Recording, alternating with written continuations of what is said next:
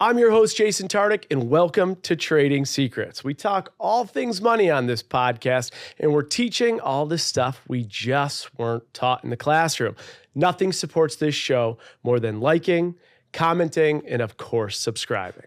Welcome back to another episode of Trading Secrets. Today we are joined by entrepreneur, producer, executive creative director, former professional magician, board game creator, and co-founder of The Seasons, a Broadway producing and marketing company, and first family member of mine ever to be on a full episode of Trading Secrets, my brother, Steven Michael Tartick. Steven, thank you so much for joining us today. Jason, my pleasure. What an honor. The honor is truly mine. If you had told me 20 years ago that I would be a guest on your podcast, I would have asked you what a podcast was. All right. But also you would have been like, how the fuck did that happen? That's probably a thought. Journey. That's a journey. All right. Let's actually take that journey all the way back 20 years ago. Let's go back to childhood. Steven and Jason, we grew up in Buffalo, New York. We started in Tonawanda. We then went to Williamsville school districts. Mom and dad still married, still going strong. Tell me about, like, when you think about your childhood, like even before high school, what are thoughts that you have for the good or for the bad? Like, what's your overall take? Give someone the take of the Tartick household from someone other than me. You know, we had a pretty level upbringing. I feel it was, you know, comfortable. Like, you know, it's hard to describe. I mean, how do you describe our childhood? It's almost nondescript in a way. I feel like we had a very comfortable upbringing. And I mean, there wasn't.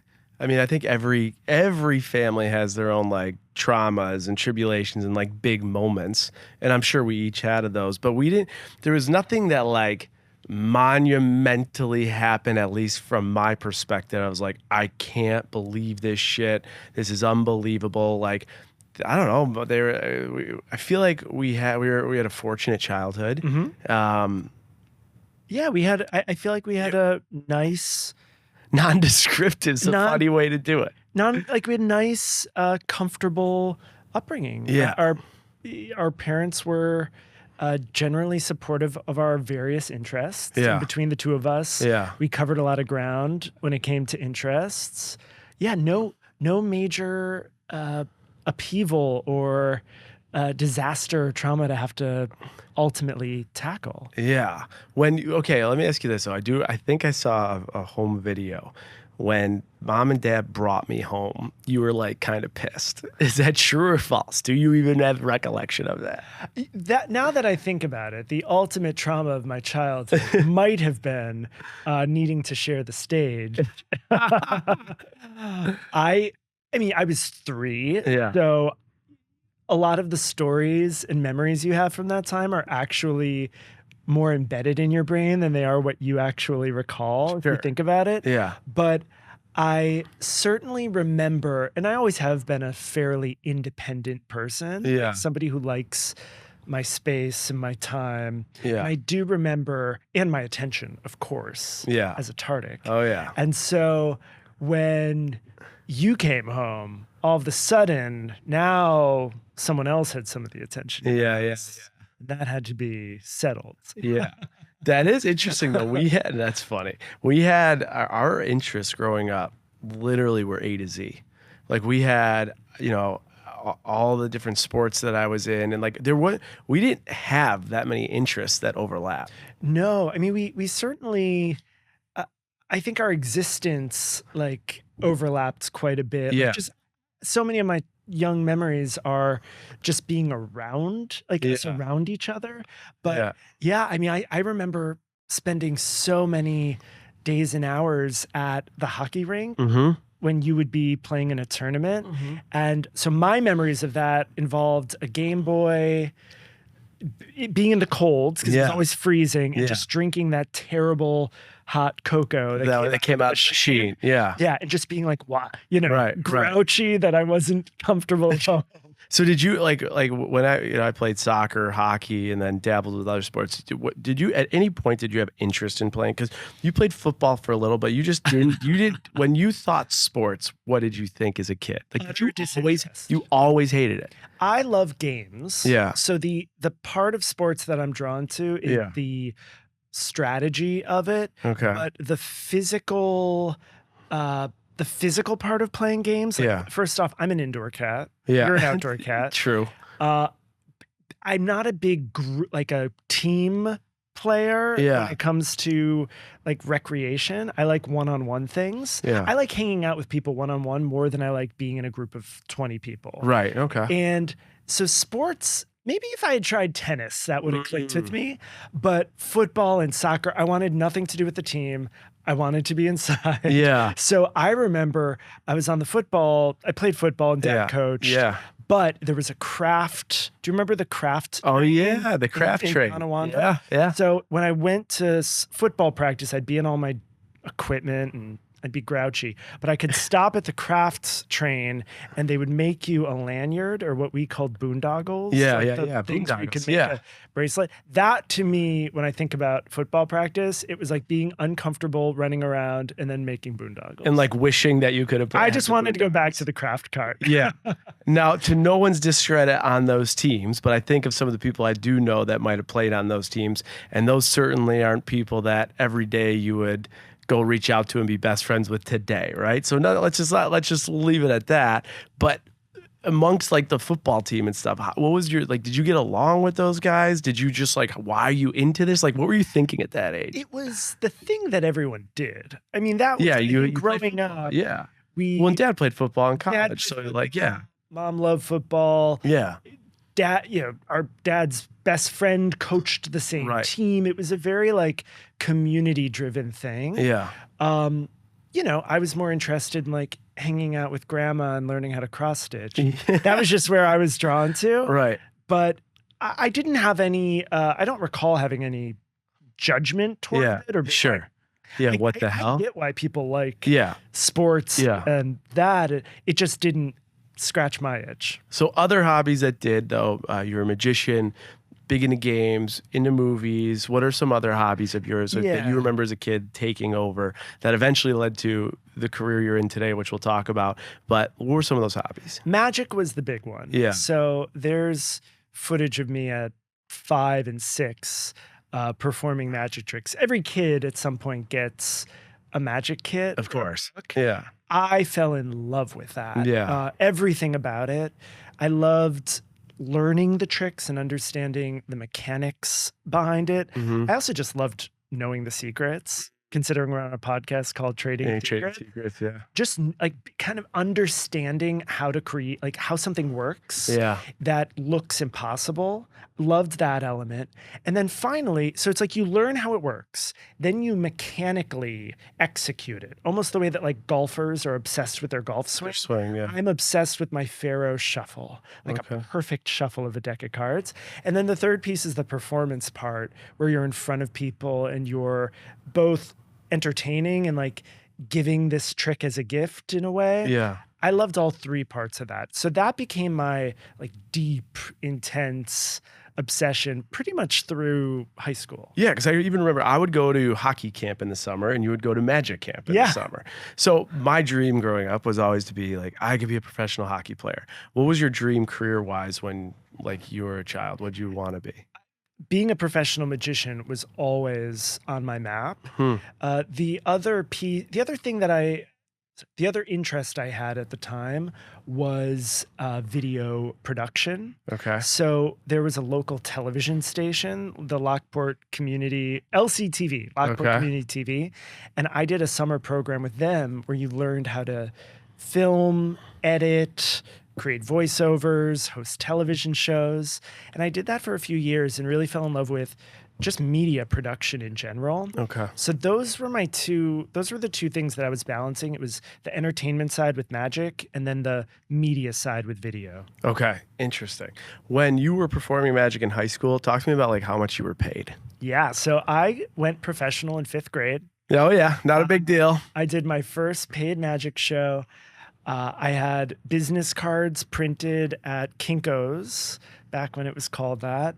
And of course, I was obsessed with the design of my business cards, which carries through to this day.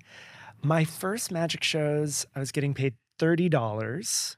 It was for birthday parties, like 12 to 15 kids, and it was a 45-minute show. Wow. So in hindsight, like being in 5th grade, I'd make $30 for an hour of work. Now, granted, I was often driving 45 minutes to the show. But we're talking about 2000, what, 1 year? Like we're talking 5th grade would have been 95. Yeah, so not a bad day. Well, when you're 5th grader. Super young. And mom would take me back then. Yeah. And she would sit there and watch the show. And I recently found my notebook with all of my set lists. Yeah. So it would be like Mikey's 8th birthday, and it would list the 12 tricks I would do, and it would have how much I was paid. And I would keep track of that because I would often get booked for the 8th birthday and the 9th and the 10th. So you had to have multiple sets. So in high school, though, what was the most that you made off Magic? I started getting up to like $100 a show when I was in high school, and I would book 3 a weekend. So I would do like a birthday party at 11 o'clock on Saturday. I would do a wedding Saturday afternoon, and then I'd do a bar mitzvah on Sunday. Yeah, interesting. Yeah, I was driving. Once I got my driver's license, I was all over the place. Just going. Yep, my Magic Act fit in a tool chest. Oh yeah, like I remember that. Trunk that like a velour tablecloth over. Yeah. And so I would just load it up and out in the Maxima. Out in the Maxima, and you went. All right, we'll talk about everything from that point on. I want to stick in high school for a second, though, because I think about like in high school, I was the captains of hockey and soccer team and was like always just like in the athletic group or whatever. And I always remember you were the star of the Broadway show, or not the Broadway shows, the musicals, and you were in the arts, and you were, I think, vice president of the entire class, right? You're in student council. So even in high school, just the way our entire, I guess, like personas, brands, interests were always so divided. But I do remember in high school, I'll never forget, I was a freshman, you were a senior. Do you remember that basketball tournament that you played in? Okay, so you play in this, they're playing this basketball tournament, and it's like 3v3 basketball. It's all like the best athletes of each single group. The football guys played together, soccer guys played together, and then you and your buddies from the theater group all played together. I think you wore purple pennies, and you basketball was no one's strength forte. But I remember watching it like, what was that? What was like it felt like almost like you're like, we're, even though this isn't our thing, we're gonna just be here. Tell me about like that whole thing. Williamsville East, where we went to school, was a very strange high school to begin with. Why do you say that? On many fronts. I mean, first off, let's talk about the format. That's true. The structure of the school. Our school was an experiment. So there was an idea in the 60s and 70s that high schools should be less designed like, Capitol buildings, where they're these beautiful, if you look at Williamsville North in our neighborhood, it looks like the Capitol. Or like Williamsville South, right on Main Street. Yeah. Beautiful building. Every, the classic school rooms, everything you would imagine. Post-war high school. Like long hallways, lockers, rooms. Ours was an experiment. I think it was built in the 60s or 70s, maybe 70s. 70s sound right. The idea was, what would it be like if we designed high schools to be more like office spaces? All these students are going to ultimately work in offices. Let's design a floor plan for a school that feels more like cubicles. And so we didn't have walls in our high school. The hallways were just open-ended. Classrooms were built around the edge of this square building with dividers between them, but there was no wall between the halls and the rooms. There was almost never one classroom in the entire building that had 4 walls. Yeah. And the way I imagine, like, because this is hard to conceptualize, you would go to the bathroom and like the person that's in the hallway walking, you would, like, if it's your friend, like you would just see them go by. Yeah. So it was open clusters of desks that were technically having different classes. Yes. Strange. It was a strange place. Culturally, very, very strange. Okay, tell me more. It was a very culturally conservative school. Yeah. Now, I would say we lived in upper middle class suburb. Totally. Yeah.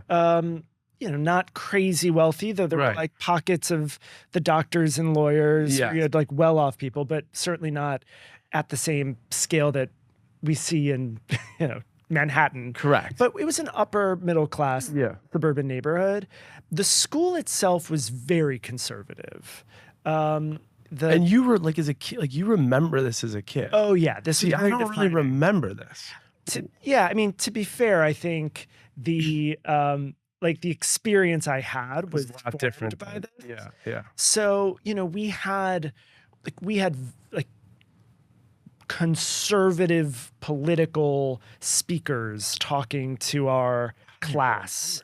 Yeah, we had a woman named Pam Stencil. Oh, yeah. Who is a pro-life advocate who she was part of the health program. Sure. And she spoke to us and delivered like a pro-life speech about that was supposed to be part of like the sex ed program. Yeah. But the whole message was like, if you have sex, you may get pregnant and you will probably get an STD. And it was very intensely conservative. Funny, I don't have any recollection. And of course, like I wrote a letter to the principal of the school over that. I was a little bit of a rabble rouser. Yeah. Which in like the nerdiest way possible. Yeah. I was not a troublemaker, but I was vocal. And that was actually, to go back to the 3-on-3 basketball tournament. The school did not really center arts and entertainment. We did have a nice band program and a theater program, and it was fine, but the school was very driven by athletics. Yeah. That tournament happened during the day. There was like a 3-on-3 like a March Madness basketball tournament. Yeah. And you got to, if I recall, you were pulled out of class if you signed up. You could play in your match. Okay, that sounds right. And I thought that was ridiculous. And two of my friends from the theater club thought, wouldn't it be funny if we, the least athletic people, signed up for this? We could like get pulled out of a class and play in a basketball match. And none of us knew how to play basketball, but it was self-deprecating in a way. And so we went and bought, you were correct about the jerseys. We bought multicolored jerseys. Okay. All three of us were like the 3 out gay guys in the school. So we bought these rainbow colored jerseys. We cut them up and re-sewed them together. So the whole idea was when we did a huddle, it would make a rainbow. Yeah. And we named our team Phi Alpha Gamma, which if you think about the Greek letters, was a little bit of a play. Yeah. And we just were like, let's just do this. Yeah. And of course we lost dramatically. Yeah. But we had a blast. And it was just a silly, unserious thing to do. Yeah. I think on some level, the fact that the school took athletics so seriously, our only response to it was to laugh about be unserious about it. In a school like that, did you feel? God, of course I know I'm like privileged straight white guy living in this school, and like not these things don't even cross my mind. But did you get bullied in the Williamsville school districts? I never felt bullied. I felt bullied more by the administration than I did by other kids. Okay. At one point, we wanted to start a gay-straight alliance, and that got shut down very quickly. Yeah. That was the kind of vibe. I felt bullied when they brought in a pro-life lecturer to a public school. I mean, it's one thing if you want to bring Pam Stencil to St. Joe's, where it's private and religious, but it was deeply offensive to me. And so that was the pressure I felt. It was really from the administration. Interesting. I thankfully don't remember the principal's name, but he was really something. I just recalled like feeling antagonized by the leadership of the school. Okay. You said that you guys were all out. When did you like come out to friends? I came out senior year of high school. So none of your peers in high school knew that you were gay? Not until let's back up. What's funny about Williamsville East, and then also let's remember, this is 2003, which is very different than very different. 2024. Yeah, whole it's been been a sea change from then to now. I never really had. I was flamboyant in high school. I was eccentric. I was artsy. I dressed differently than other people. I would always wear loud silk shirts, and I was just an eccentric kid. Yeah. But I never felt ostracized by that. I actually felt like I was quirky in a way that people were comfortable with. And I almost looked up to too. Yeah. That was kind of the anomaly of the leader too. Yeah. I was on student government. Yeah. I ran every year. I was vice president for 3 of the 4. And that was how I kind of connected. I was inoffensive and, tried to have a warm disposition and killed people with kindness. Yeah. So I never really felt bullied or pressured. And I came out, I definitely had a shift in friends. Yeah. Between sophomore year and junior year. I joined the drama club in junior year. Okay. The first 2 years I was hanging out with a different group. Yeah. But I was like, oh, once I met the drama kids, I was like, oh, these are my people. Yeah. Shifted, became good friends with them. And then I came out, it's pretty much like at the end of high school, my second semester of my senior year. And no one in your circle knew before that? Or did you have anyone that knew about it? Not really. That's interesting. Yeah, it was kind of my At what age do you think you knew that you're like 5th grade? 5th grade. Yeah. So from 5th grade to senior year. Yeah. Wow. Yeah. That kind of feels ostracized though. Yeah. I definitely felt like a lot of pressure and guilt. Yeah. That was the other thing. At first, think about this, 1995, I'm 10 years old. Yeah. Which I'm sure if you were to think about when you had your first crushes. Oh yeah. It's or when you hit puberty and all of a sudden you're like, oh, wait a second. Yeah, you're like, wait, yeah. Yeah. At that point I was like, oh, this isn't good. I need to fix this. So that was probably 3 or 4 years of being like, uh-oh, no more, not this, got to do the other thing. And then I would say probably by the time high school, 9th grade, I was like, okay, this is because you dated all the hot girls on our street in middle school. And at that point, it wasn't like I was thinking, oh, I'm gay, I should go. I didn't have a label for it. Yeah. It was just a thing I was feeling, but I was like, surely that's gonna go away. Yeah. Or something. Yeah, you're just like, it's time. It's a stage thing. I feel like it's probably a confusing time for straight people too, even oh, totally. Working all that out. Just all that stuff. You don't know what you're doing or how you're doing it. By high school though, that's when I was like, okay, this is a thing. How am I gonna deal with this? Yeah. Now I'm in problem solving mode. Yeah. And I think finding my theater club crew was finding part your of community. So all of a sudden, it was like, okay. Yeah, these are my We people. have a community. We have a people. Yeah. Things might be unspoken for now, but this is okay. Interesting. And then you start coming out one person at a time. And then it goes from there. In high school, this is a personal question, but did you date around secretly? With guys? Yeah. No. Not at all? No.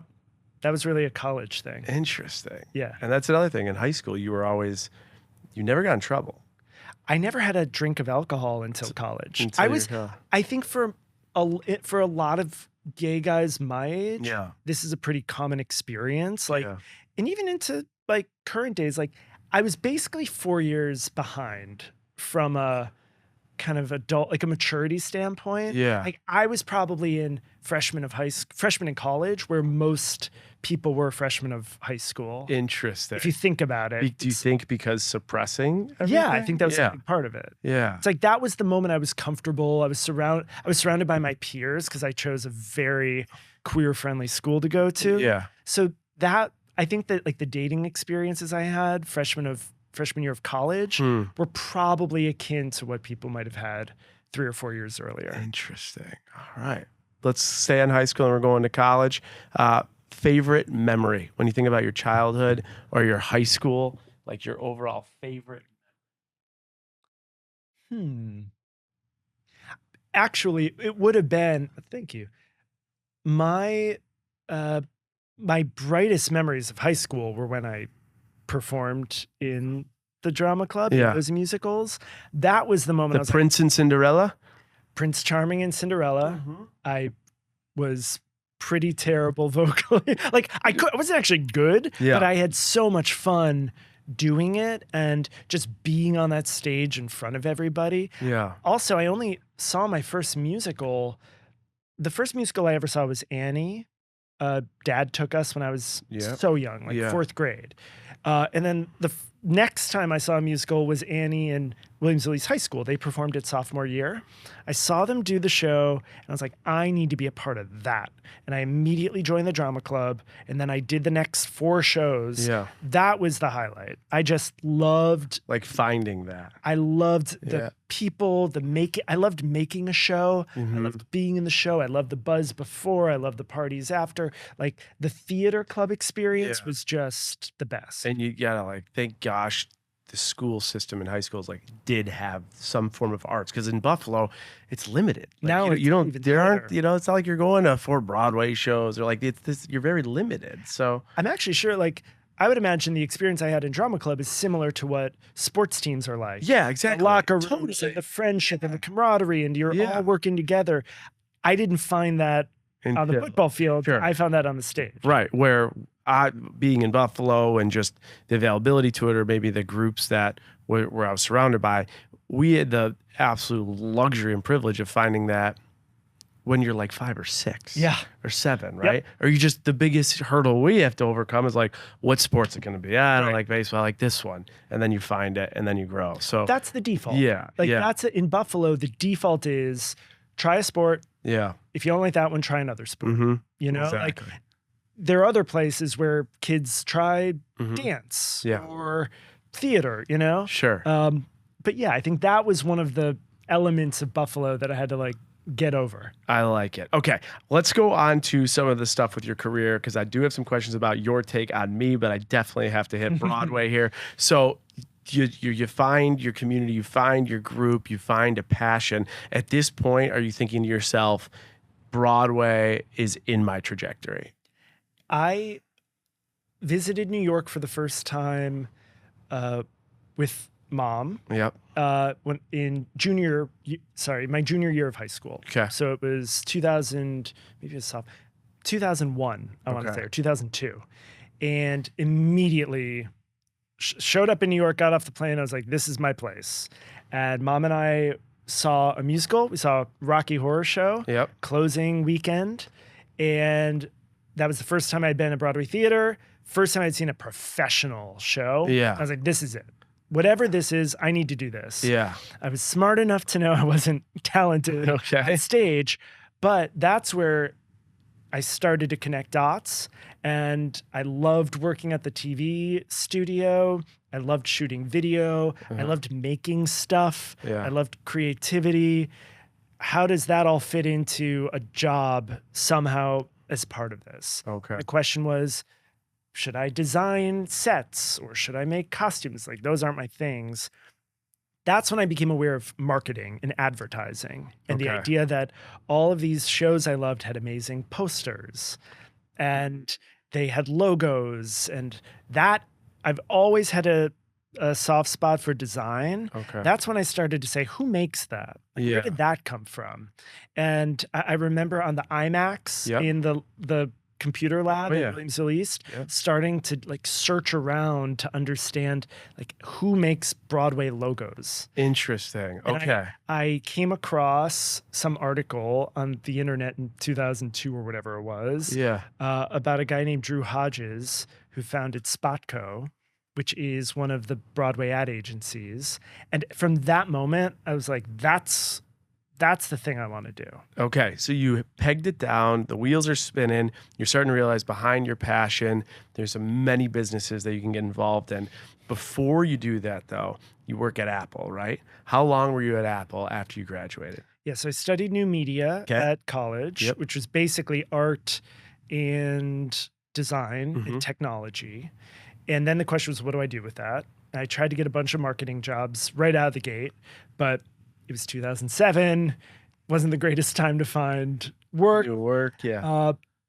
After applying to literally 50 jobs, I was applying to email coding jobs and just a bunch of junk. A friend was like, have you thought about working at the Apple store? And at the time, it's like, like retail. Yeah. I'm going to work at, I just got a college degree. Why am I working at retail? Yeah. He said, oh, no. The Apple Store only hires people with college degrees, and it's harder to get a job at the Apple Store than it is to get into Harvard. They like to advertise that because they get so many applications. And at the time, they had a job called creative. Okay. And the idea was you buy a new Mac, you want to use it to do creative things, whether it's edit a movie or take photos, anything digital, creative. Like, we're going to teach you how to do that. Okay. So I was like, that sounds like an interesting job. Sure. Applied, got hired, and loved it. I was there for 2 years. And all the people I worked with were the smartest, most creative, most driven people I'd ever met. Most of my colleagues like went to Yale and Ithaca, Princeton. Like, it was a crazy group of people. Yeah. And what did you make in a job like that? I think my first salary was $50,000 in 2007. Okay. They also had amazing benefits. Okay. So you could buy stock at like an employee discount. Sure. Again, 2007. Wow. And it was like you weren't taxed. It was pre-tax income, and they gave you a rate, and it was locked in. And it would just come right out of your paycheck. Yeah. And back then, I mean, I was paying $2,000 a month for rent. Yeah. I had no money. Yeah. So I was racking up credit card debt. Oh, you were? Yeah. Did mom and dad know that? Probably not. Yeah, I was just saying. I had $10,000 of credit card debt. Yeah. In 2009 when I left, maybe it's 2008, when I left working at Apple. Yeah. And at the time, I opened up my little portfolio site and saw that I had $11,000 of stocks. Interesting. Like, through my time there, yeah, skimmed off the top. And I was like, I really need to not have credit card debt. Yeah. So I sold in 2008 $11,000 of Apple stock. And I paid off my credit card, and I never had credit card debt again. And the last time I went online and looked at how much that was worth, it was something astronomical. It was like hundreds of thousands of dollars. Oh gosh, stay tuned to the recap. We will definitely get this calculation. I'm looking very quickly right now, and I'm seeing if you invested $1,000 into Apple 39 years ago, you'd have 3.9 million today. So we will talk about what that credit card cost. Like $400,000 today. Okay, well, lesson learned. Never, ever had credit card debt again. And on one hand, it was a sunk opportunity cost. Yeah. On the other, it was ultimately the moment I became a bit more of an adult. Okay, I love it. Now we're going to fast forward your career a little bit. So you start working in Broadway marketing. You start working for the big companies. You start working for Spotgo. You land the dream that you saw in 2002. You now are co-founder of your own Broadway producing and marketing company. And the viewers of the show have so many questions on just the business of Broadway. So first and foremost, especially being in the producing side of it too, talk to me about just the numbers of Broadway. What is, like, all the things you got to know? Like, what does it cost to build a show? What does it cost to maintain a show? You know, just how do ticket sales support the revenue? What's the return look like? Give me the business breakdown of a Broadway show. Every Broadway show is capitalized by the lead producers of the project. Okay. So if you're a Broadway lead producer, you have an idea for a show, or you find a show and you say, I want to bring it to Broadway. You hire a company, a general management company. They build a budget for you, and they say, okay, you want to put, Kinky Boots. You want to do a revival of Kinky Boots. Yep. The cast is 22 people. You're going to have this many set pieces, your orchestra is this large, you need to do an out-of-town tryout, blah, blah, blah. This musical, this mid-sized musical, is going to cost $14 million to capitalize. Okay. To build the show, to hire the director, to rent the theater, $14 million. Okay. In addition to that, there's going to be a weekly operating cost. And this is the big difference between a Broadway show and a movie. Okay. If you produce a movie, you make the movie's done. Yeah. You produce a Broadway show, you make the show, you still have to pay people every single week. Yeah. We call that the nut. So every week there's a running cost or a nut that is just like, how much does it cost to keep the lights on?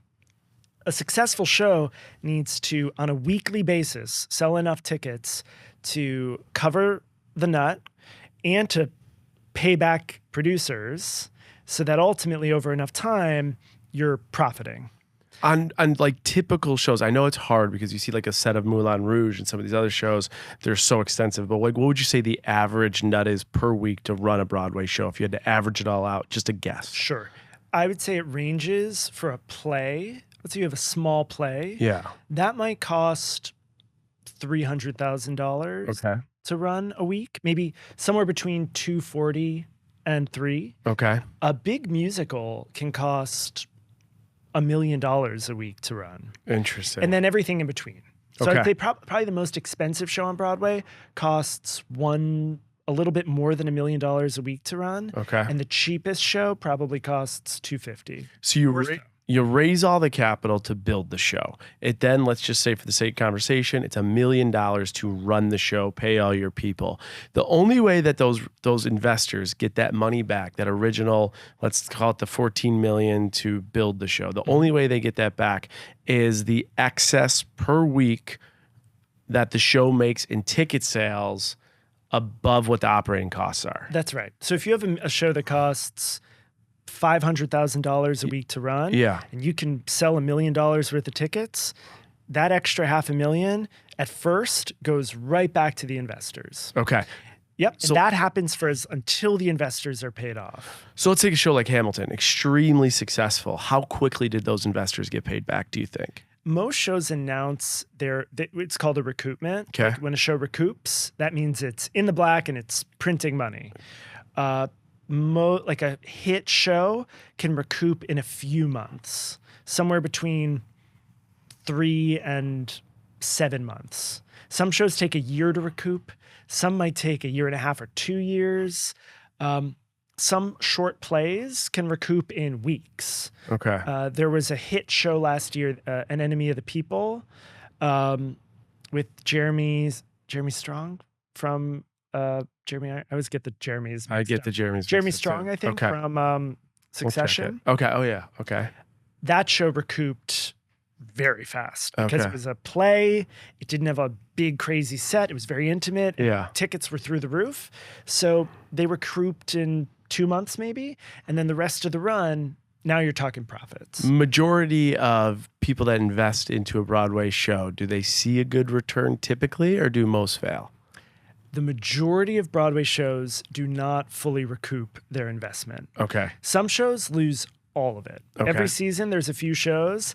They might be $20 million musicals. They open, no one likes them, no one wants to see it. Damn. They're gone 2 months later, every penny lost.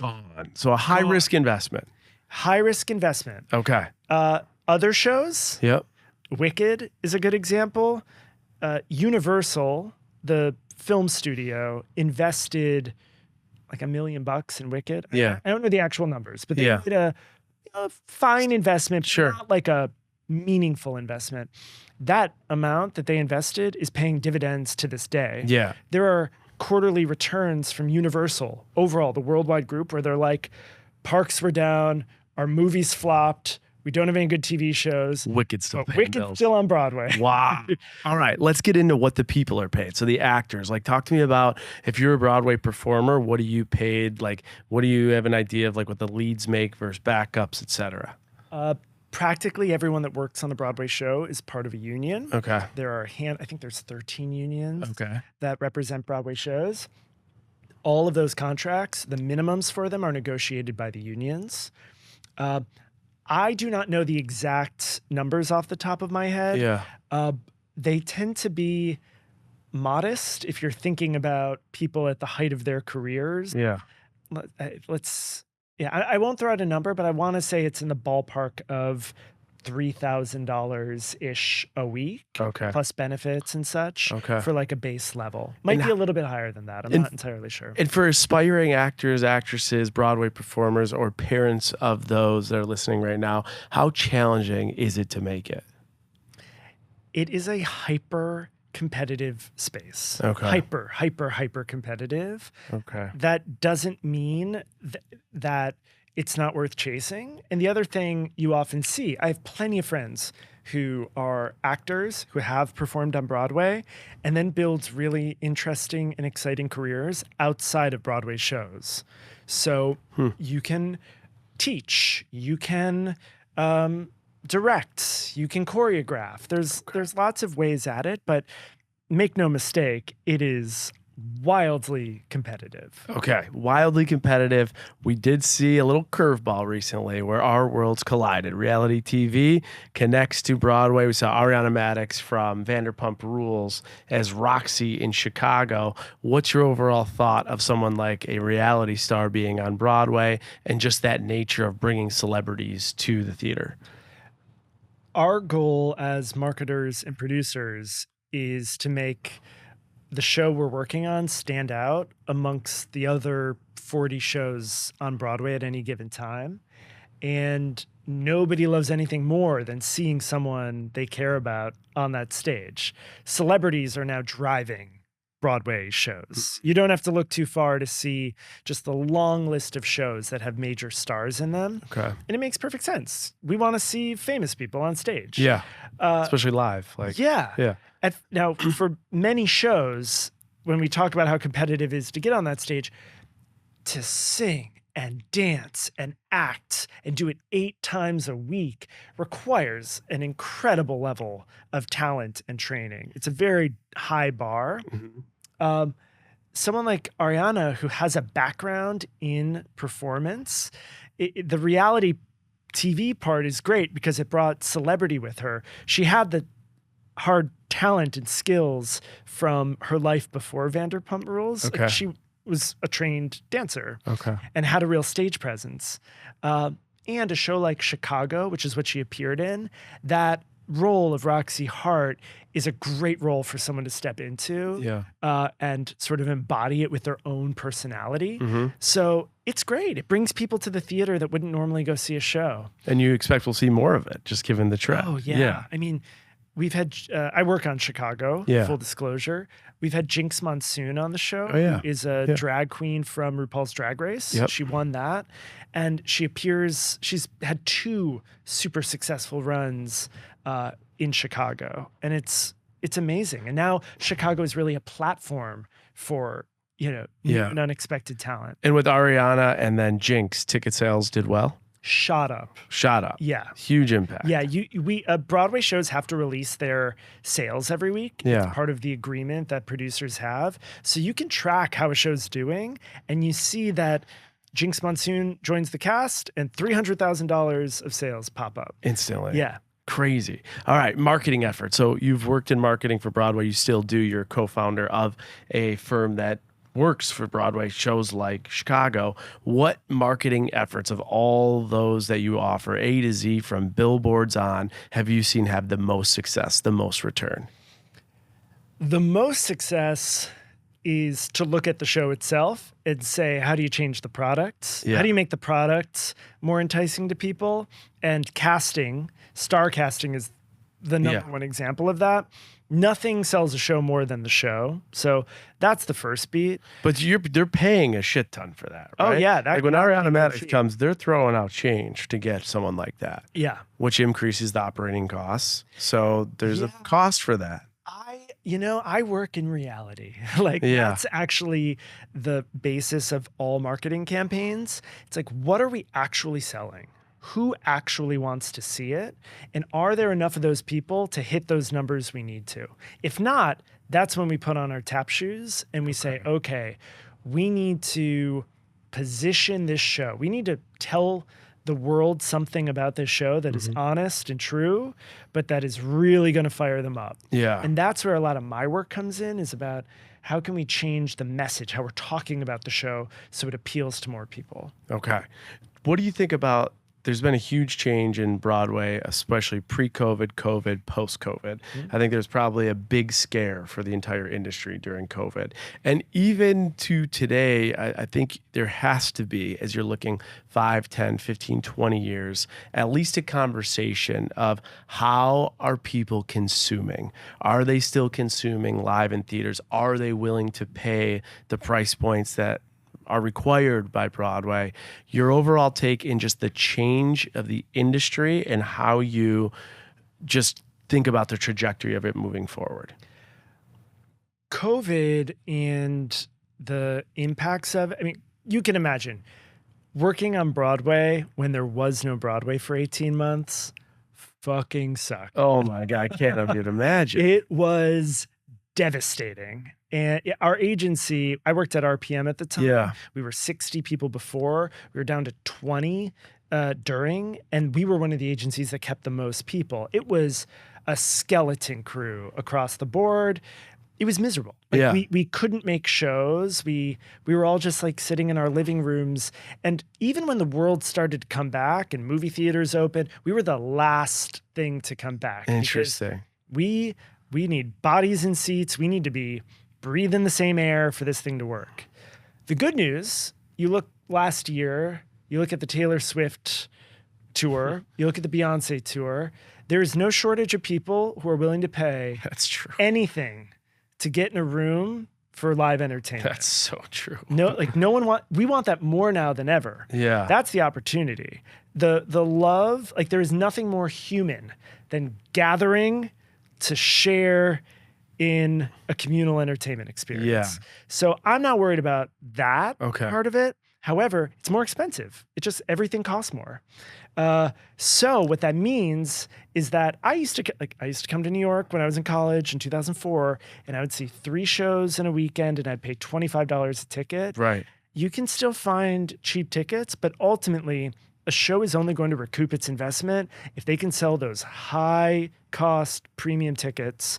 They can sell enough of those to make it work. Yeah, because that's the biggest difference. If you look at a Taylor Swift or Beyonce, their max capacity is filling a stadium of 80,000 people. Yeah. And they could even find stadiums with more, like college stadiums. Your max capacity in a Broadway show is what, a couple thousand? Maybe? Not a couple. Not the smallest Broadway theater, I think, is 540 seats. Okay. And the largest might be just over 2,000. So the only Broadway way theaters are so small. Right. And if you live in a city other than New York and you go to see the touring shows, that theater, those touring houses are 4,000 seats. They're double the size of a Broadway house. Yeah. Which makes going to a Broadway show so special. That's you true. are in a room, a 2,000, 1,000 seat theater with the best performers in the world. I think this is the thing we're not very good at selling ourselves about Broadway. Nothing is like it. Like literally in the entire world, there's no other place to be in a room with imagine going to a football game with 1,000 people watching it. The experience is so special, specifically in New York when you see a Broadway show. I wonder do you think there's a world, if you take Taylor Swift, who could sell out a stadium, and we know what the price of her tickets are, is there a world if you put her on a Broadway show with only 1,000 seats, you could actually get the same revenue per ticket because people would be willing to pay that much? Because that would have to literally be $100,000 a ticket. And the conversation that happens a lot in every ad room I'm in is how do we sell the tickets to the people who will pay anything? How do we get their dollars that they are happy to give us for the best experience? But we don't want Broadway to become this uber elite thing. It is an American art form. It is critical for the long-term success of it that people are exposed to it. So we put so much effort into figuring out how we can get people in for $30. Yeah. And the truth is, if you want to see a Broadway show and you have $35, you can see multiple shows tonight. What's the best way for someone to buy the cheapest ticket? Best value? If you haven't heard of this before, most shows have a rush policy or a lotto. So for rush, day of, you can usually go to the theater, and if there are some tickets laying around. If you wait and you're there at the opening of the box office, they'll sell you one for $40. Okay, And wow. who knows where you'll sit? But Sure. again, 1,000 seats. They're all good. Yeah. Also, shows have lotteries where you sign up a day or two before, and 100 people might sign up, and they say, we're going to give out 20 tickets for $25. Wow. And they do the drawing, and you buy online, and then you have your tickets. Okay. So if you're curious about this, if you search for the show you want to see and like search Wicked Lottery or Wicked Rush, you'll find sites that have all this info laid out. Okay, that's the play. We got to get into your show, The Last 5 Years, starring Nick Jonas and Adrian Warren Starr. This is coming out in spring 2025. You are a producer on this show. How much money do you guys have to raise for a show like this? Yeah, so our musical is a musical with 2 people. Okay. So the capitalization is not as big. Oh, there's only 2. It's just these 2? 2-person show. It's an intimate show. And this is when we talk about seeing a star in a small theater, our theater only has 970 seats. We're at one of the smaller theaters. So it's going to be, global superstar Nick Jonas and Tony Award winning, like iconic performer Adrian Warren in a small 970 seat house. Interesting. Yeah. Can you share how much you have to raise, or can you not share that? Okay. If I wanted to invest in it, what's the minimum amount? Investors can start at $25,000. All right. Yeah. There you go. Accredited investors. Accredited investors. If anyone is interested, $25,000. Reach out to Steven Tartick. All right. Best show that you've ever seen. That is not a solicitation. That is not a solicitation. Best show that you've ever seen on Broadway. Best show that's currently on Broadway today. Always an impossible question. I'll say last season on Broadway, there was a show called Merrily We Roll Along, which is my favorite musical of all time. Daniel Radcliffe from Harry Potter starred in it with Jonathan Groff from Hamilton, and Lindsay Mendez, who's another Broadway just icon. That show, I saw it 4 times on Broadway. It was exceptional, and there are rumors floating that people might be able to see that again in a different form. It sounds like they recorded it, and that it will appear somewhere else. So if Merrily appears, I know nothing about this actually, I'm just hearing rumors, but if Merrily appears on some sort of streaming platform, everyone has to watch it. Get on it. Exceptional. Okay. Dream celebrity cast. You could pick 1 or 2 people. They're going to be in a Broadway show. Who are you picking? Oh, great question. Meryl Streep. I was thinking. She did theater before. Of course. She's played Shakespeare in the Park. It's time for Meryl to come back to Broadway. Okay. Anyone else you could think of? Who else? Oprah.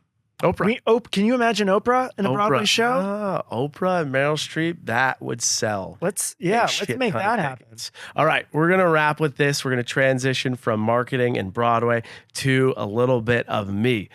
Social media marketing. It's something you're now touching in your firm. It's something you're working with. You've now seen me do it. A question that came in from a lot of people is, what is your take on my journey from going in the corporate world to now being in this social media world? Like, what's your standpoint? What's your take behind the scenes from brother to brother? I mean, it's been hysterical to watch. How so? Hysterical. Like what? I remember when you were getting ready to go, like when you had you were selected to go on the show. Yes. But then it was time. I love how, by the way, this is the moment you choose to fill your glass again. You're like, let's top up for this conversation. Okay. I remember when you were just getting started and you were like, okay, I need to have a social presence. And we started to have conversations about this. Yeah. It's still funny to me that I have the @Tartick handle, and that you know how many DMs I got today? Do you know how many DMs people are like, get that handle from him? From my cold dead hands. Yes. Even our the domain name, you own Tartick.com. I bought that. Thankfully, there aren't a lot of Tarticks. It's been fascinating to see you grow into it. I mean, now you're the expert, and I'm looking to you for advice. But I remember in those early days, social media is how I cut my teeth in this industry. Yeah. I launched some of the early social pages for Broadway shows. It's changed so much in the 10 years since I was doing it. Yeah. So now I watch you and I'm like, oh, that's how it's done. Yeah. What do you think about just the whole influencing space? I wonder, I am curious. Again, full disclosure, I work on an influencer agency called Relay.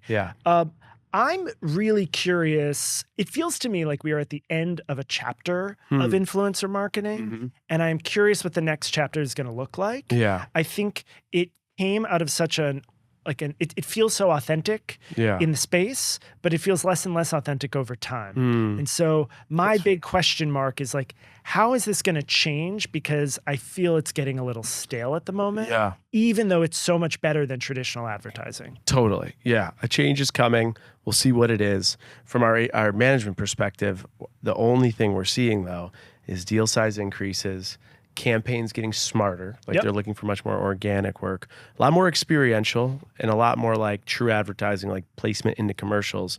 But the deals and the sizes and the amounts are all growing. So we'll see what happens and how it changes. I was in a meeting this morning. And I pitched an influencer campaign. And the producer was like, "You want me to pay people to see my show and talk about it?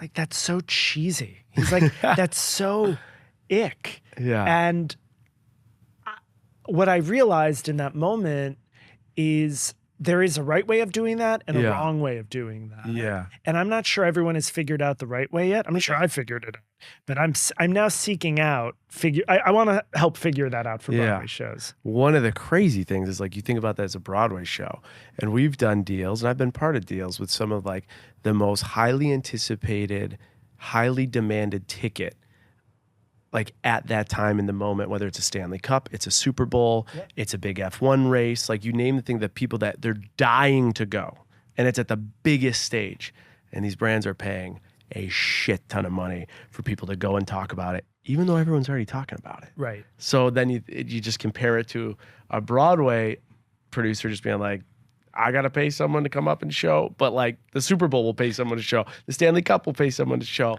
You know, the NBA finals pay up people to show. So it's interesting just how it works. Can I ask you a question? Yeah.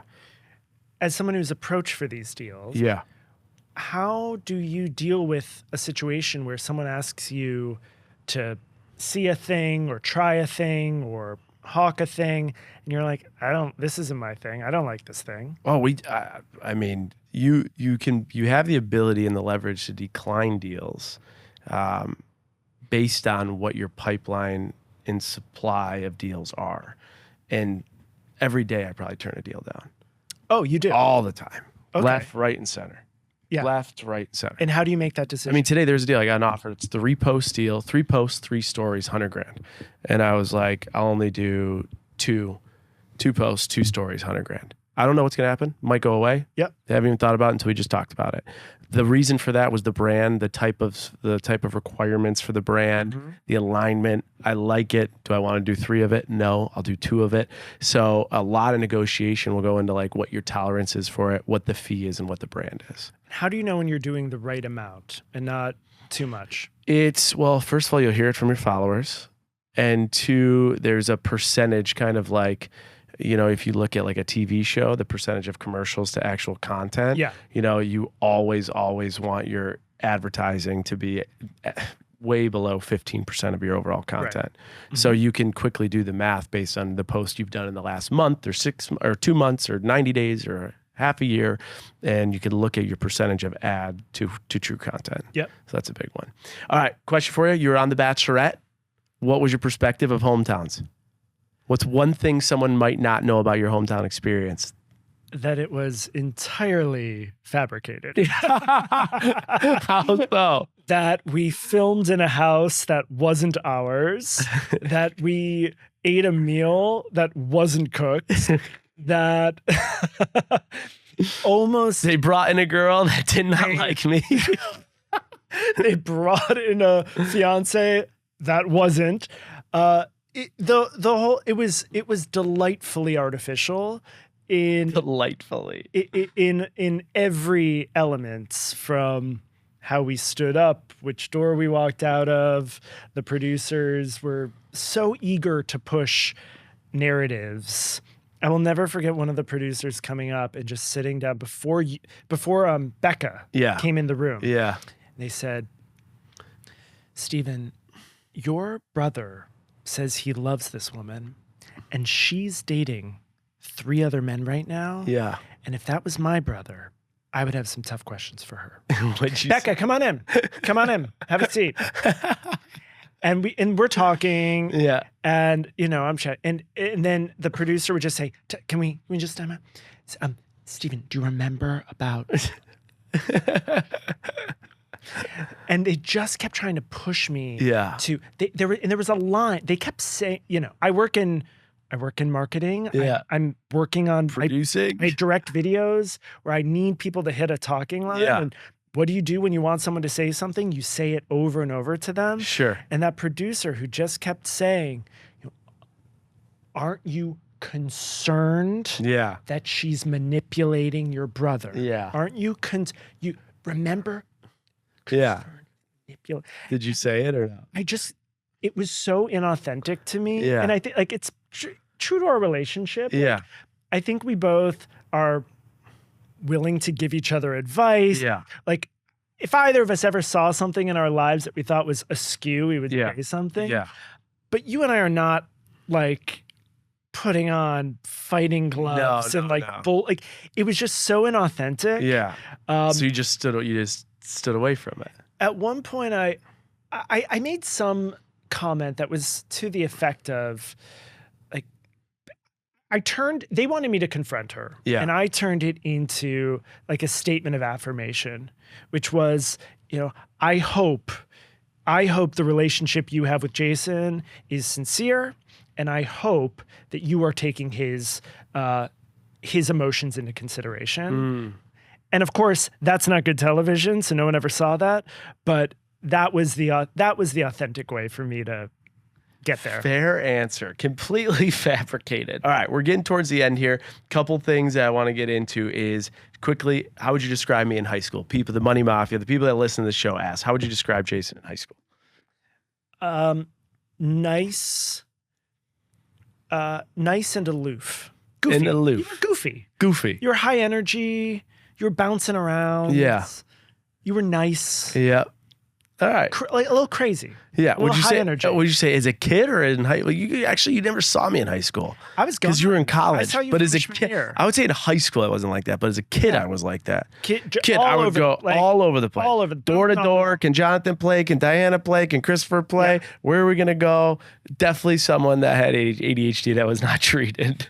So there's that. Someone asked, was Jason a hopeless romantic or a ladies' man? I didn't have a lot of visibility into that side. Like that wasn't part of our relationship. That's true. I remember you always having girlfriends. Well, in freshman year of high school, we were in the same high school, but then after that, I was gone by the time you were like really dating. That's fair. But I do always think of you as having, like you seem to value having a relationship. You're not like a single person. You're always a relationship person. Yeah, that's interesting. Yeah, I actually agree with that. I go relationship. I've been in like four relationships in my life, and if you add up the years of all those, it's a lot. Yeah. What's the longest gap you've had as a single person? I've had a couple. I've had like 2-3 years. Mm-hmm. Yeah, I've had that was a beat ago. Yeah, that was a beat ago. But I'm like, when I'm single, I'm single. Like I'm single. And when I play by the rules, I play the rules. So not much wasted time when I'm single, and when I'm with someone, we're back at it. There it is. All right, let's go to the last thing, relationships. I want to ask you about this. So you're married in 2015. It was almost 10 years ago, June 26, 2015, U.S. Supreme Court struck down all state bans on same-sex marriage. They legalized it in all 50 states. Fast forward to 2024. What are some hurdles that you still think about as a gay man living in 2024 with all the moving components in today's world versus back then, right? You got married, 2-3 months after this was... We picked our wedding date when... we would have had a state marriage certificate. Correct. But if we had been married and then went to Texas, it would not have been recognized. Right. So if I was at that time did mom and dad live in Texas then? Yeah. Yeah. If we were visiting in Texas, and I was hurt and had to go to the hospital, they could have denied Billy from like seeing me in the hospital. That's fucking nuts. Yeah, because who was he? Crazy. It obviously things are miles better than they were 20 years ago and even 10 years ago. Obviously, right now, it's a scary political situation. Like we're in a scary political climate. There are a lot of people actively working to roll those policies back. Yeah. And, obviously there are a lot of hot button issues in the LGBT community, largely surrounding transgender rights and transgender issues. That's kind of the frontier at this moment. And there's just a lot of people who are investing a lot of negative energy in looking at this very, very small group of people. Yeah. This the conversation around transgender rights is very large. Yeah. But we're actually talking about a small number of people who Yeah. are just trying to live their life in a way that they can get through a day and feel good about who they are and how they represent themselves and how the world sees them. Yeah. And it is so deeply linked to the gay rights movement. Interesting. And people try to pull those two things apart. Yeah. Because now we generally accept one of those things. Yeah. And now everything that trans people are going through, that gay people went through 10, 15, 20 years ago, the same arguments are being thrown at them. And there is an important bond between LGBT issues for that reason. Interesting to see that it's not even a dotted line. It feels like a very direct line. It's a direct blinking line. Yeah. And direct blinking line. That's perfectly said. Yeah. I just think people should just let folks live their lives. Yeah. And just kind of try to get out of the way as much as you can. Because, everyone chooses to live their lives however they choose to live it. Yeah. And there are just other bigger things for us to be focusing our attention on. Yeah, especially when the main goal is just peace and acceptance, right? We're not talking about some crazy, I could do a full hour on that, but generally speaking, let folks live their lives. Okay, I like that. Let them find their joy, and you find your joy. We're not going to ban them for, this, that, and the other. Exactly. All right. Last question I got for you then. As far as you, Billy, possibly kids, yay or nay? I don't think so. No? Not for me. How come? I don't. Yeah, I love my life. Okay. Raising kids seems like a huge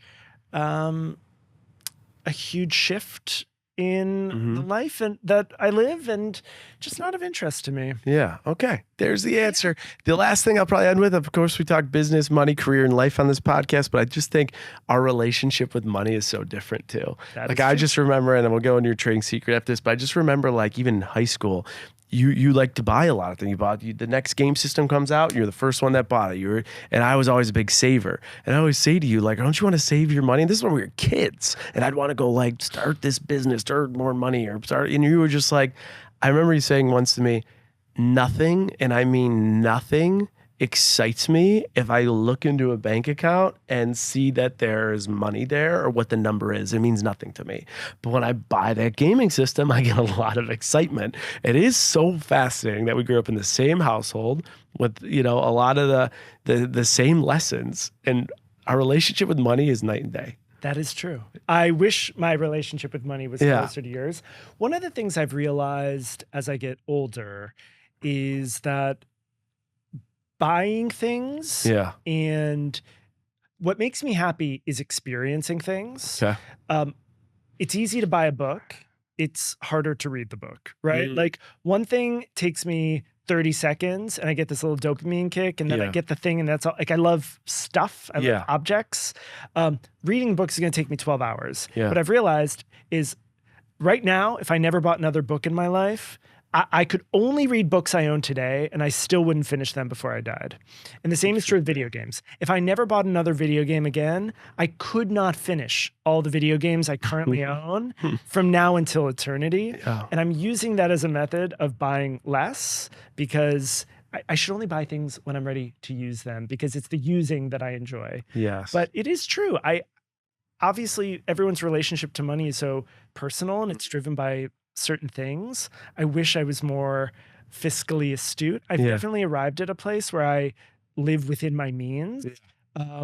but I wish I gamified saving in a way that really like press my buttons. And still to this day, it's kind of the same mentality. Obviously, you've just explained how it changed a little bit. But I'm no longer like irresponsible with money, but I do love. I love the act of collecting. I think that's the thing that kind of broke me a little bit. Yeah. I love, I collect all sorts of ephemera and things. Yeah. I like collections. Though yes, as I get older, I'm getting better with that. There we go. All right. Different strategies, different thoughts with money, different relationships with money, probably from day one to today. Doesn't mean one's right or one's wrong. They're just different, right? All right. We got to wrap with a trading secret. So it's something you can only learn from Steven Tartick's experience, life, financial, professional, any direction. You can't get it from a TikTok tutorial or a professor, only through your textbook of life. What trading secret can you leave us with? I'll give you 2 trading secrets. I like it. The first, as a magician, I have really grown attuned to spotting scams and spotting moments when people are purporting to do something or offer something that they are not purporting to do or offer. And I will say, generally speaking, if anybody is claiming to do something supernatural or paranormal or psychic or clairvoyant, if someone's claiming they speak with the dead and they are making a single dollar off of it, be heavily skeptical. Okay. Heavily skeptical. Yeah. I mean, it's someone that performed for entertainment and like made a couple bucks in that growing up. That's a world that obviously you probably saw a little behind the curtain. So that's a really interesting take. I'm deeply sensitive about people who specifically like claim that they can speak and commune with the dead. Yeah. They are all using magic tricks. They are all manipulating other people.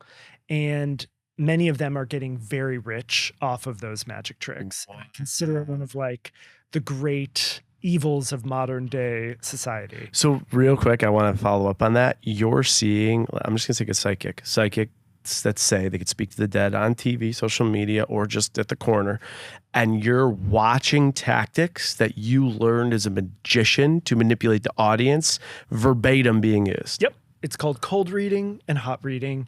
And if you Google cold reading medium, you will see all sorts of ways that these celebrity psychics and mediums are manipulating grieving people to pluck and extract information out of them, give it back to them to make it feel like they're communing with somebody who's passed away. And, if I know that this gives a lot of people comfort, and if it does, I'm happy that people are feeling better about things. Sure. But as soon as money is transacted, you ultimately have what I consider to be a quite evil fraud. Wow. Okay. On a lighter note. Yes. That's a great one. One we've never had in 200 plus episodes. Skeptical. On a lighter note, I have something called Tartick's Law, which is, this is truly... Never heard this. Tartick's Law. This is something I believe emphatically true with zero room for anything else. Okay. Tartick's Law is if you have to use the bathroom and there is a bathroom nearby, yes, always use that bathroom. Okay. Never wait for the next bathroom. Okay. Critical life rule. Did something happen? Or you never want to wait for the next bathroom. You should always use the bathroom that presents itself. Just think about all those times you're like, yes, there's a bathroom here, but I'm just going 20 minutes. And then you get tied up. And then all of a sudden you really... Tartick's Law, always use the bathroom in front of you. 2 of the most creative trading secrets we've ever had on the show from one of the most creative guests we've had on the show. Unbelievable. All right, Steven, I know you have so many other things we didn't get to. When you have your show that is coming up, you have Demoniac, your card game and board game that you created yourself. Ooh. And some, we're coming out right now. All those things, where can everyone go through each of these? Where can everyone find each of those things? Yep. So you can find me on Instagram at Tartick, Tartick. How much for that? We'll talk offline. Okay. From there, in my handle, you can find links to the board game I designed, the show I'm producing, and to my producing and marketing company. Okay, we are going to give one of the board games away. All you got to do is give us 5 stars on Apple, put your email address, and then let us know your biggest takeaway from this episode. We're going to buy one and give it to one of you that give a review on this episode. Steven Tartick, I don't know, after this one, I might have to have mom and dad back. Thank you for being on Trading Secrets. It was my treat.